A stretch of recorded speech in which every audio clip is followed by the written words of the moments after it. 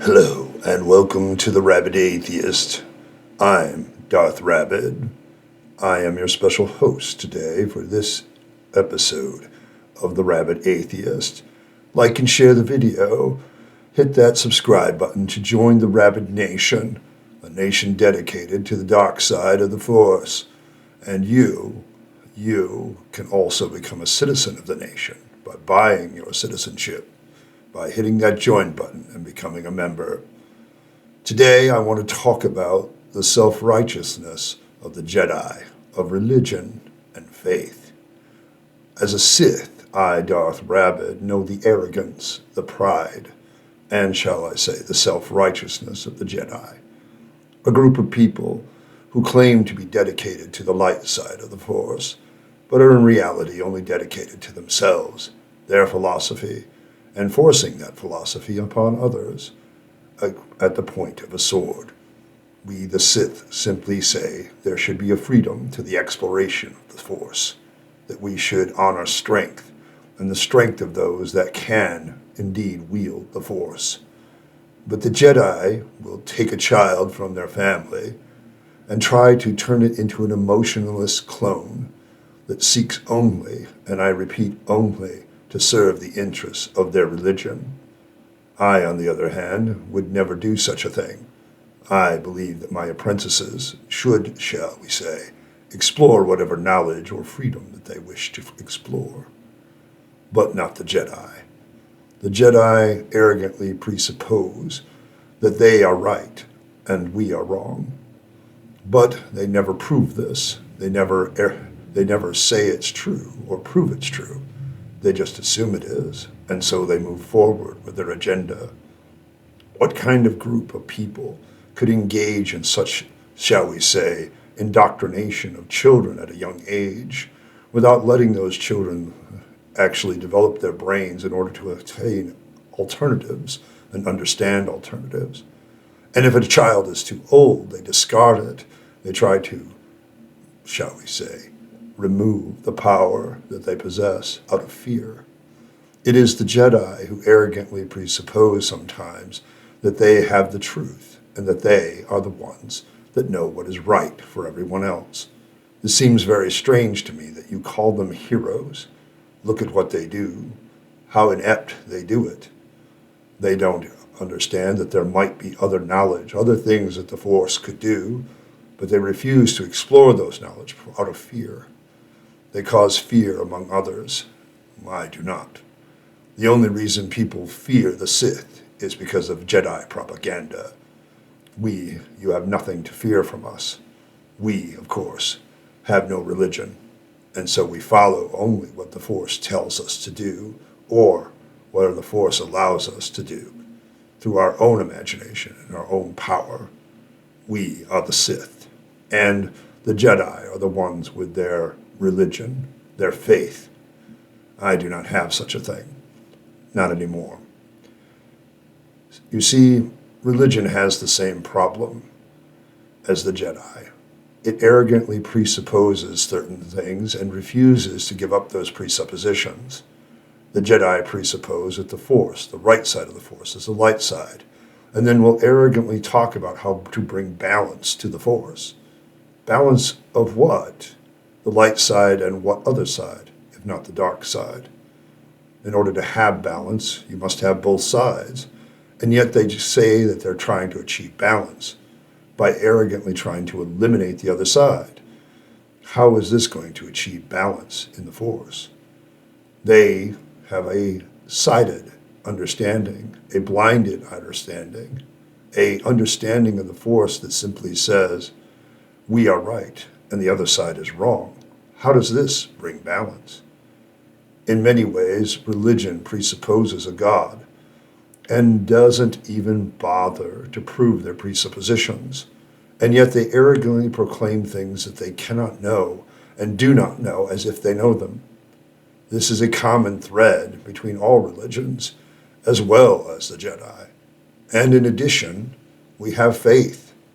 What is more auto-deceptive than faith? I tell you, not much is. You simply go forward, living your life in some sort of belief that there is a truth to follow, regardless of what the evidence might tell you. The fact of the matter is, the Sith represent an alternative to the Jedi, and as such, contradict the fact that the Jedi philosophy is the only one that works. Obviously, another philosophy also works, but they will not even consider whether the philosophy of the Sith is even, shall we say, valid. And this is their arrogance. This is their self-righteousness.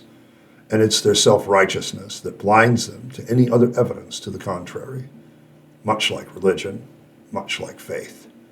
And so I simply offer, as Darth Rabyd, an alternative message, a message that says there are alternatives, that there are indeed some things that can be known that they say cannot. And that is what is their downfall, and was and continues to be their downfall. This has been my message from the Sith, from the dark side. Remind yourself of the self-righteousness of the Jedi and move forward with your life. Hey, Rabyd the Rabyd Atheist here. I always like to have a little fun on May the 4th, because, it's May the 4th be with you. And, excuse me. But, despite the fact that some of you may still say, so atheists are now admitting that they're evil. No, not really. I use the Jedi and the Sith to remind everybody that philosophies, no matter what one may seem, have alternatives. The Jedi and the Sith are a good example of two alternative philosophies that actually have at the core of them a kernel of what some would call good, or some would call evil. I remind people that the people that are engaged in childhood indoctrination, the people that take children from their homes, are not the Sith, it's the Jedi. And the people that force their certain philosophy down those children's throats, not the Sith, it's the Jedi. Now the Sith have their problem because they pursue power for its own sake. And that's their weakness, and that's their downfall. Everybody who pursues power for its own sake usually ends up being destroyed by that power in some way, shape, or form. So both sides have their problems. The one thing I've always reminded everybody is the thing about Star Wars is within the Force realm, it really isn't a struggle between good and evil, more of a yin versus yang, two different opposing sides that clash. Both have their good points and both have their bad. One has political power and the other one does not, and the other one achieves it and takes the other one out, and back and forth the battle goes and goes. And so I offer up my best wishes for May the 4th. But also, just remind yourself, on my own personal note this week, it's been very interesting how many people, tried I always get this whenever I react to apologists. And when I reacted to Jim Bob this week, it was very much the reaction that I expected from him, because he did get on here and offer up his comment about how he thought materialism and atheism were, absolutely linked. And I'm like, I would not make a statement about God and his nature as an atheist, so that's not even something I would say. Okay, you haven't even proven that God is immaterial to link it to atheism, so that statement is false to me. But it's the self-righteousness behind the statement. To me, I've gotten to the point where I've reacted to enough presuppositionalists, I've reacted to enough apologists, I've reacted to enough things where I'm kind of just convinced that this self-righteousness is really the idea that I've arrived at the truth and I'm the only one that has the truth and I'm the one who has the true Christianity, the true Islam, or the true whatever religion you want to throw in there, that somehow you've achieved this status in this vast universe where you know everything you need to know to follow the truth. And what it leads, this denial of ignorance leads to this self-righteousness that you've attained something. And I just don't think that that's possible. I see the inherent self-righteousness in in faith and religion now, and how much self-righteousness I possessed. I feel like going to an AA meeting, only calling it an SRA, really meaning Self-Righteousness Anonymous meeting, because you really need to approach it that way. When I look at my faith as I used to have it, it's like, man, I really presupposed a lot of very arrogant things that I couldn't prove. And, I've tried to discard that. I've tried to get rid of it over the years. And so I want to just kind of bring that up, for a discussion point here on Friday. I'm just kind of freewheeling, including Darth Rabyd. And I just want everybody to understand that this is very similar. There's a lot of similarities in the philosophies of the religion and of the Jedi and the Sith. Both have their own religion, actually, and I try to portray the Sith as the atheist, but not really. They believe in something they can't prove exists, except they have powers, so maybe the powers are the proof. And, if Christians actually did go around and actually do real miracles, I suppose that would be evidence, but they don't. And I'm speaking as a former Pentecostal who believed in Jedi-like powers, once upon a time. And that's kind of the way it works.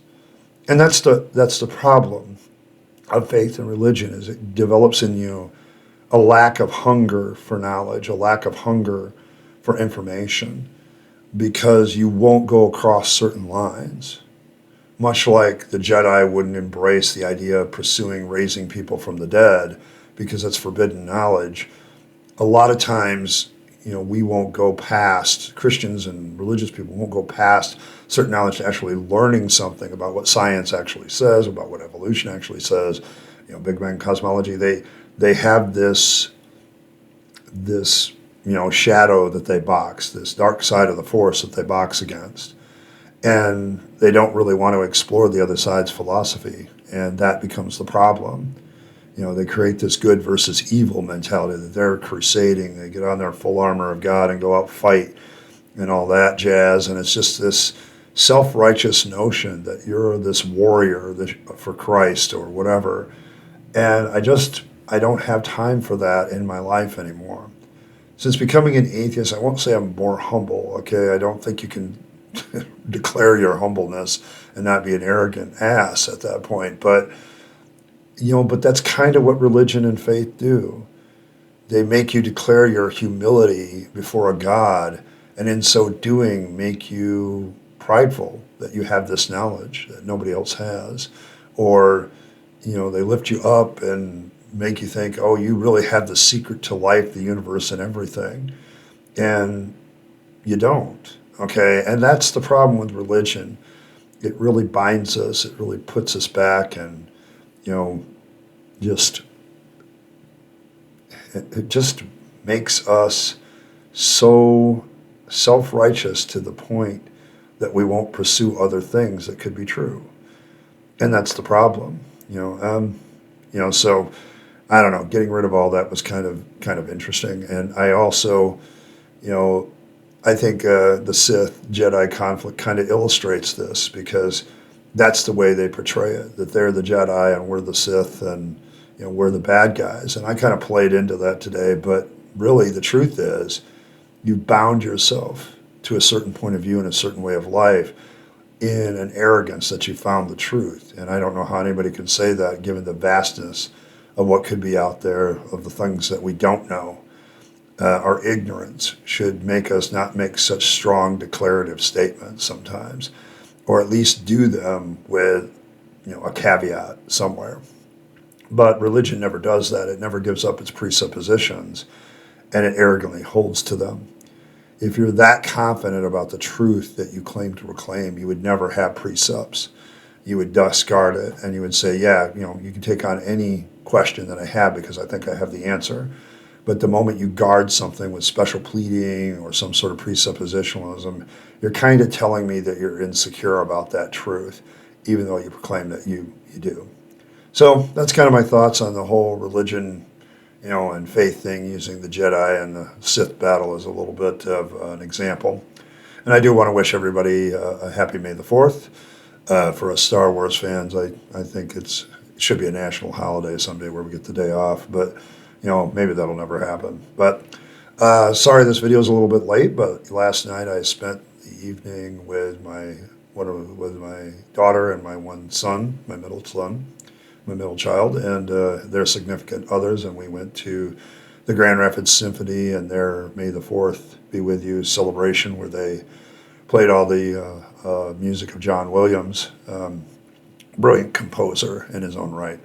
And I am so glad that George Lucas, when he was deciding on music, didn't go with like pop music and stuff for that. He legit said we need something unique to attach to this saga. And it's funny because John Williams in 1977 thought that this was going to be a one-off. He was going to do this, this thing, and it wasn't going to succeed. But he would get paid for the thing. And 40 some years later, he wrote so much of what the Star Wars saga uses as music, and it was just an enjoyable experience. They had lightsaber battles on the stage. They had great, coloration. I got to see R2-D2 in the lobby along with a stormtrooper and Boba Fett, and there was just a bunch of people cosplaying and dressed up, and I felt, as an autistic person, you're always looking for those social situations where you actually feel like you belong and they don't drain you, and this was definitely one of them. These are my people, so it was a lot of fun. It was great. It was a gift for me for my birthday, and I just had to wait to experience it, and it was just a great time. And I want to thank my son and daughter for that. They were awesome. So other things going on. The channel broke 4K this week.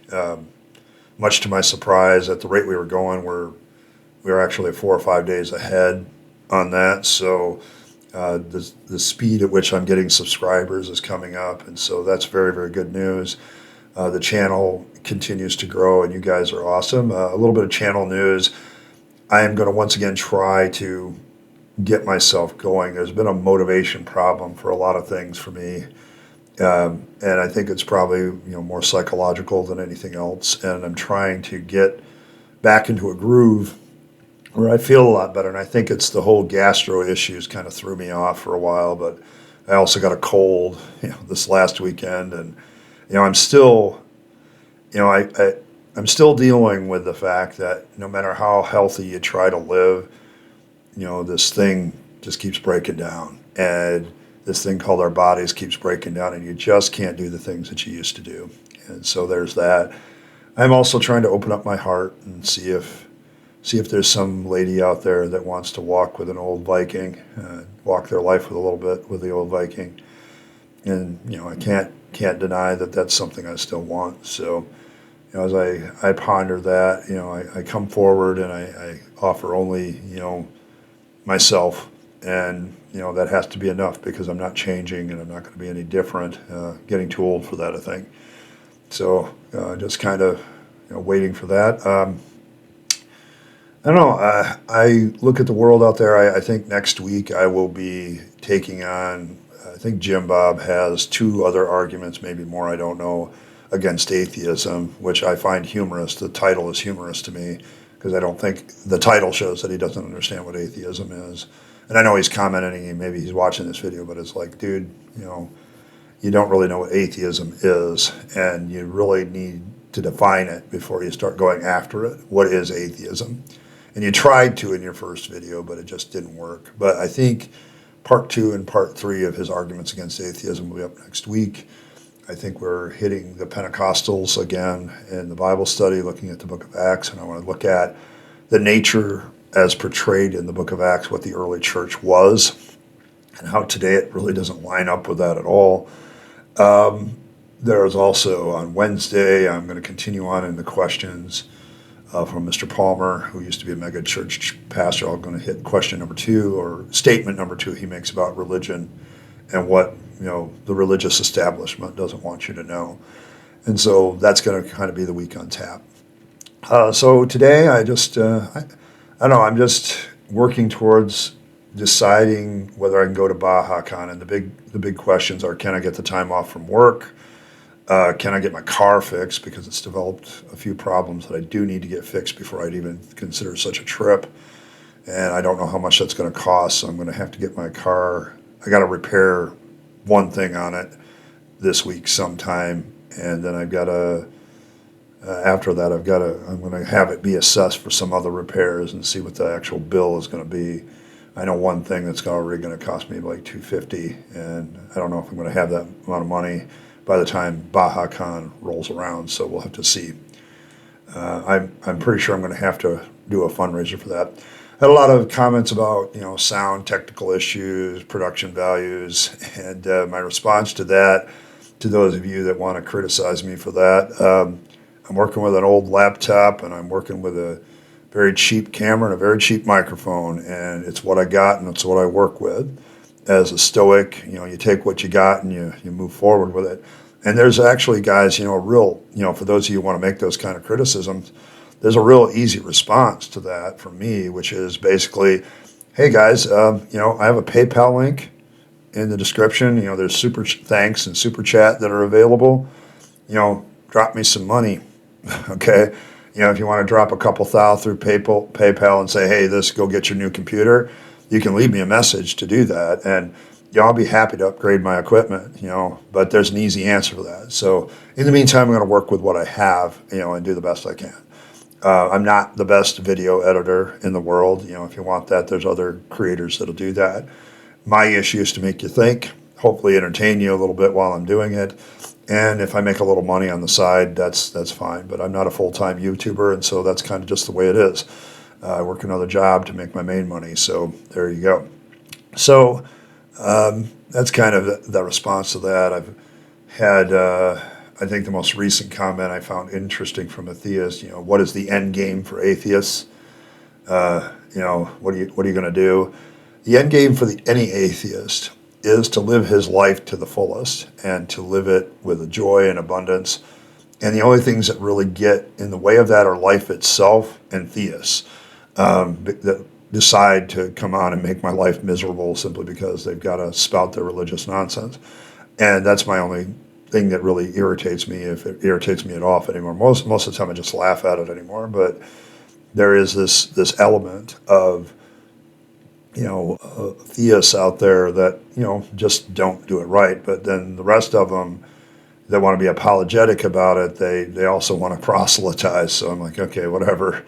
So it's been an interesting few weeks, I guess I'll say that. But the end game for atheists, realizing that you're going to die and that's going to be the end of it. And so that kind of reorders your life quite a bit. Okay, I don't need an eternal purpose to have purpose, and I don't need a God to be moral, because morality is, an evolved thing of a social species that we humans are.